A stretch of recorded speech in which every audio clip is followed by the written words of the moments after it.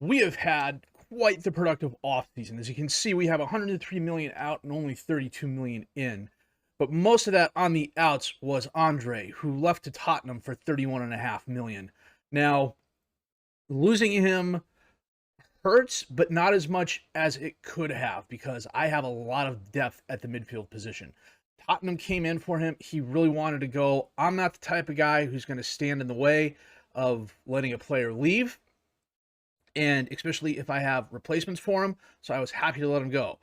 Faustino Andorn, on the other hand, to Arsenal for 55 million, going up to 71 million. I really went back and forth on this.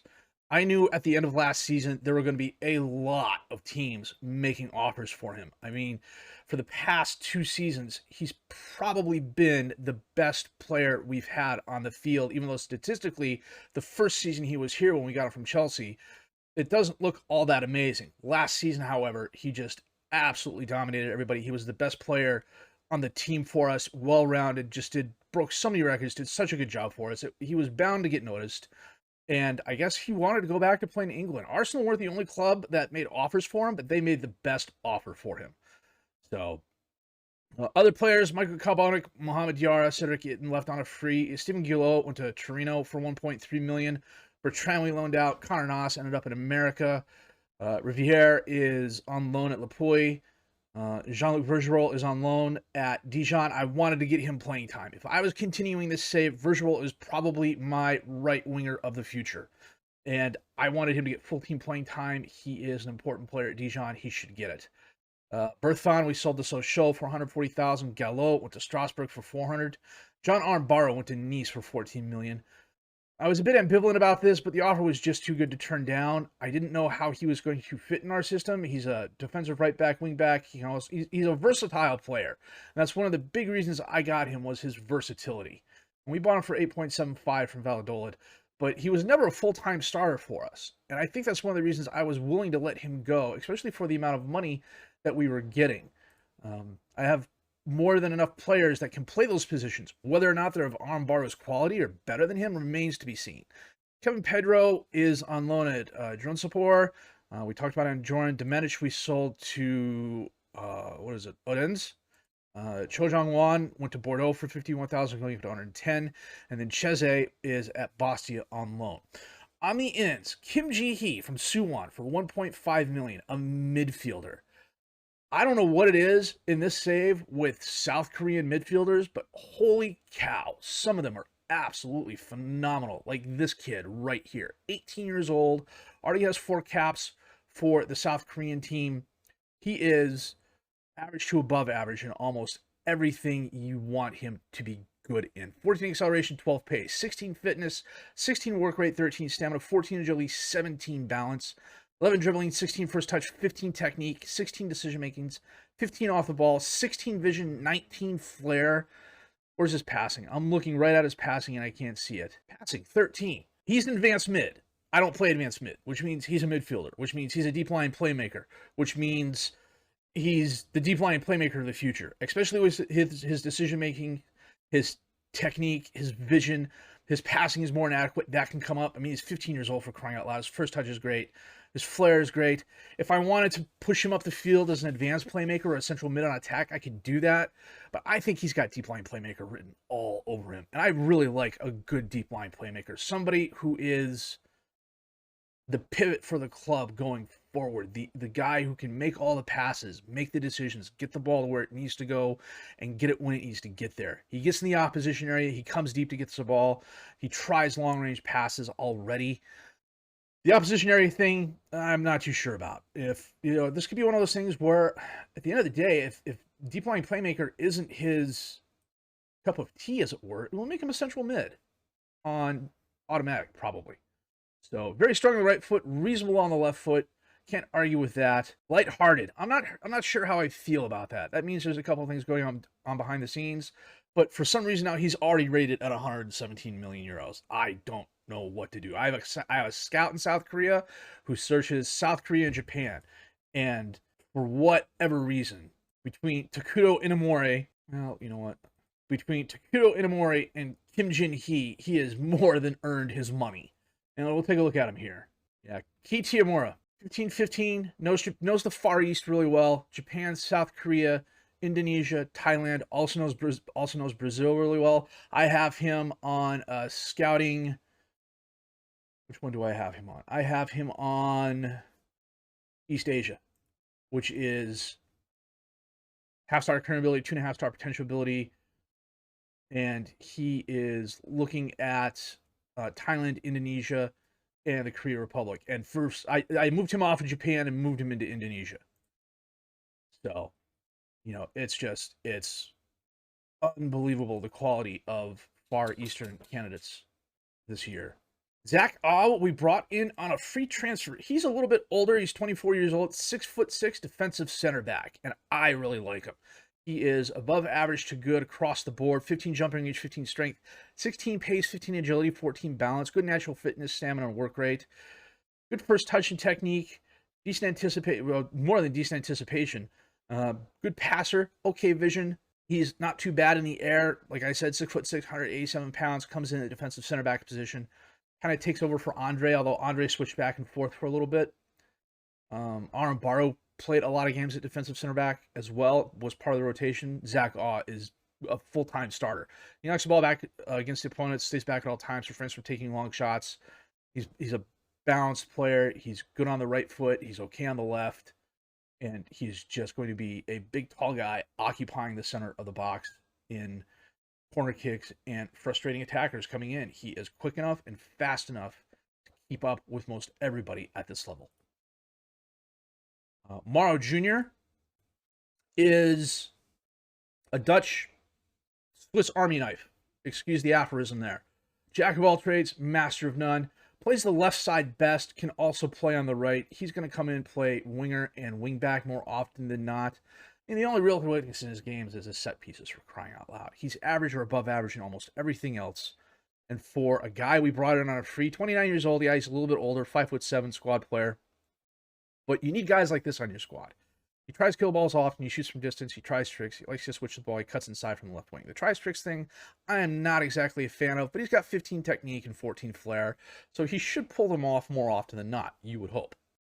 Gabriel Rukavina comes to us from Aston Villa for 7.5. He with Morrow is going to be up top on the left. It's not a one-for-one replacement for Anjorin. He's going to get the vast majority of the starts there. He's not as good as Anjorin, but he could be. 24 years old, 5'11", probably still has a little bit of growth left. Not a lot, but some. But he's got good determination, good acceleration and pace, good fitness, stamina, and work rate, nice agility and balance. His ball control skills are very good. His passing is not bad. The 9, I wish, was a little bit higher, but I'm not going to worry too much about it because he is going to be... How can I put this? He's going to be the guy starting the attacking movement on the left. If he gets assist every now and then, which he has now, as you can see, he's made 1 appearance and he has 2 assists, more power to him. I'm expecting him to be more of a goal scorer than an assister. Are my expectations too high? Maybe. I don't know. But I love that he gets forward whenever possible. He cuts inside from the left wing. He'll be crowding the box with the strikers and getting scoring opportunities. Although last game, he did really good on the assist. I can't lie about that. And then last, but certainly not least, Lisandro Martinez comes in from Man United. A defensive center back who can also play defensive mid if I needed him to, midfielder, defensive left back. I could probably push him to wing back on the left. He was a draft day move, a player who was severely undervalued. He wasn't getting the playing time he wanted at Villa. He wanted to leave. His value was $55 million there. Villa wanted 20-something for him, 27, 28 million for him. I got him down to 23 with like 4 hours left in the window, and he was more than happy to come here. Above average in almost every area. He's not a good finisher. I wouldn't expect him to be. He's not the best crosser. I wouldn't expect him to be. Everything else is above average to good. I mean, 14s, 15s, 12s, 13s across the board. For a 30-year-old, yeah, we might have overpaid for him a little bit, but I am okay doing that, especially for a player of this quality, especially when I know we can probably get 3 or 4 years out of him before he really starts falling off, I would think. Now, if he starts falling off in 2 years, then maybe that's kind of an iffy question, and we still might be able to move him on and recoup what we paid out. But, I needed some strength in the backfield just because of game issues. You know, the number of games we play, especially with European football. We get to January and February, we're playing 6-7 games a month, it seems. So, you know, we have to watch out for that. We need good depth, and he provides that. But he will also be starting his fair share of games as well. I think this is a great transfer window. I'm upset we lost Enjorin, but I knew once the offer started coming in, there was no way I was going to keep him. He wasn't interested in negotiating a contract with us. Going to a Premier League club is, especially when they have more reputation than we do. I mean, despite the fact we won League One last year, it's just going to happen. You know, there's not a lot you can do about it. You get the best, you try and get the best deal you can, and you hope for the best with the people you bring in. And I think we've done that. Schedule-wise, the preseason was a wash. I had so many players moving in and out, players on trial, everything like that. I do what I always do in the preseason. I set the friendlies. I go to the tactics. I clear everything. You clear the entire team selection. Then you let your assistant manager coach your friendlies, and he will pick, and he will rotate, and he will ensure that everybody gets a fair amount of playing time. And that's all I'm working on. Let me see here. I don't want focus play through the middle. Right, left, high tempo, be more disciplined. Yep, throw it long, distribute player. Yep, I'm gonna make this a central mid. So in the Trophy to Champions, Gasparic had a hat trick's worth of goals. There are a few teams that made offers for him. He was not interested in going. I was really quite surprised. I would have thought after the performance he had last season, there would have been a lot of good teams coming after him, and there were. Who was it? Borussia Dortmund made a move for him. Roma came after him. One of the English clubs did, but it wasn't. They were lower on the table, if I remember correctly. I'd have to look at it real quick. Was it Fulham made an offer for him? I think, if I remember correctly, Fulham made an offer for him. It's literally been a week since I sat down to play this. So, you know, I don't have the best memory to begin with. Yeah, PSG just came in and they bossed us. They got off to a quick start. Mbappe scored in the 5th minute. Reina scored in the 12th minute. Odegaard scored in the 18th minute. They were 3-0 up after 20 minutes. Gaspar scored in the 28th, 67th, and 86th. Kaiki scored in the 65th and the 94th. That was just salt in the wound more than anything else. It was a fun game to watch. I mean, they're still head and tails better than us. They just had an off season last season. I think this year it's going to be a 2-team race, and we are going to be one of those teams. And judging by the way we got started, I have no problem saying that with any trepidation at all. We beat Troyes 4-1. Gasparic a penalty kick, Padilla goal, Zango goal, Altera goal. Against our Lens, we beat them. Gasparic a brace of goals. Against Brest, we beat them 3-1. Demir goal, Mara Jr. goal, a Samba goal. Against Lyon, we absolutely thumped them 6-2. Jamie Lawrence a brace of goals, Gasparic a brace of goals, Zango goal, Mara Jr. goal. This was just an all-around good performance. Now, Champions League wise, I'm going to sort this here. And I totally screwed that up. Champions League, this is our group. Galatasaray, Bayern, Stuttgart, Roma, Benfica, Milan, Copenhagen, and Genk. It's a really tough group. And considering where we finished, that is not unexpected. I think we can give Bayern, Roma, Benfica, and Milan a run for their money. If we go 1-3 against them, I wouldn't be surprised. If we went and drew all 4 of them, I wouldn't be surprised. If we won the majority of our games against them, I would be really, really surprised. I think we can beat Stuttgart. I think we can beat Copenhagen. I think we can beat Ghent. I'm almost positive we can beat Galatasaray, and I just said that out loud. So we know what's going to happen there. And that's who we're playing today. So, I like our chances. I don't know that okay, how can I say this? I know for a fact if we stay in the Champions League, we aren't winning it this year. We can make a run. I think we'll be very successful. I think we could get to the quarterfinals and possibly the semifinals. I think if we were dropped down to the Europa League, we'd have a really good chance of winning the Europa League. I'm not going to try and purposely do that, though. We are going to do the best we can to stay in the Champions League as long as we can. So we're playing Galatasaray today. And I did the whole clear the team instructions thing. So what we're going to do is we're going to go to quick pick. We're going to go to pick without restriction, best 11. And that's who they come up with. And for some reason, he still puts Forza in there. I am not quite sure why. But Cormier is out injured. He'll be back in about a week or so. Bergerol is on loan. Let me get him out. Zenga. Kim Jin-hee is injured. I suspect if he wasn't injured, he'd be starting instead of Sforza. But Sforza is still a very good player. Who else do I need to bring in? Put Marouche on the bench. So we've got a Kubi in goal, Au and Lawrence as the defensive center backs. It's 6'7" Au and 6'6" Lawrence. So, you know, I'm really hoping our set pieces score some more goals this year. Inamori and Asamba as the wingbacks, Demir and Martinez as the midfielders, Rukavina and Polistri as the attacking mids, Gaspark and Padilla up top as the strikers. Brock Kinsey. Is he on loan? Kinsey's a great young midfielder. Well, he's got this huge gap between his current ability and his potential ability. His potential ability could be like 130 to 160. So depending on what the game rolls for you when you start, you could get like the really good version of him or the very good version of him. Oh, Osagan. Olusegun. Was he off sides? He looked like he was on sides.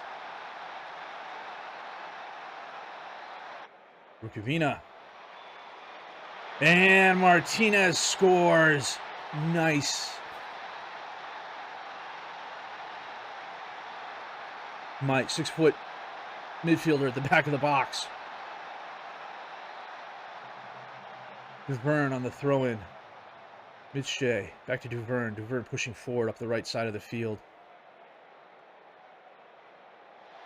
Two there. Lawrence kicks it away. Inamori heads it down. Gaspark ends up with it. Back to Aw. Aw to Demir. Martinez. Rukavina. Demir gives the ball away. Olusegun. Beats Mustafa. Over to Yunus. What the hell was that? A Kube. What the heck was that? Come on. Dia sends it in. Knocked away. Demir gets to Aw. Aw to Lawrence. Back to Aw. Demir. Mitsche steals the ball. Demir fouls him on a yellow. I'm going to be really pissed. Mustafa to Olusegun. Oh. Holy frick. Akube was right there.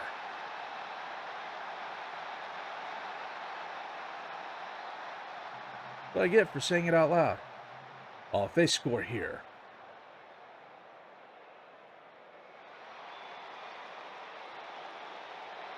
Off the post.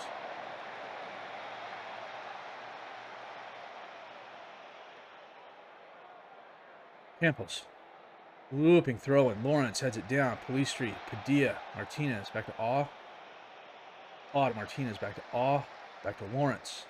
Martinez. Demir. Gaspark. Gaspark. Martinez. Demir. Gaspark. Out to Inamori.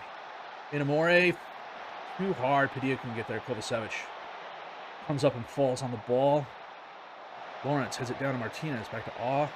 Martinez. Demir. Rukavina. Inamori. Pick the shots. Thank you. We get one back. Nice job, Inamori. Statistically, they're a little bit better than us. With dominating possession, we need a much better performance the second half is what I want. Duverne on the throw-in. Mitsche. Duverne. Oh, taken away. Gasparek. Got help. Gets it to Martinez. Martinez has help. Over to Polistri on the right. Pushing forward. Martinez. Samba. Polistri. Martinez. Brock takes it away. Mustafa. Francho. Francho feeds Yunus. Jesus H. How is Akube missing those? And that's 2 goals at least that he should have stopped.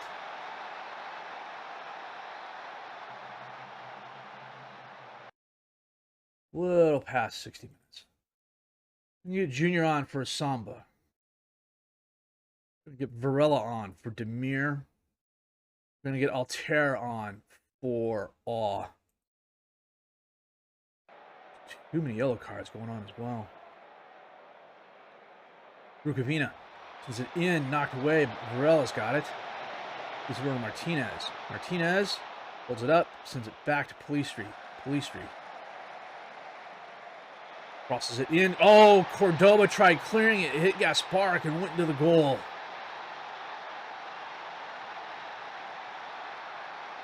Assist Cordoba. Mustafa. Hamza loses the ball. Varela to Rukavina. Rukavina gives the ball right back. Hamza driving forward. Alusigan.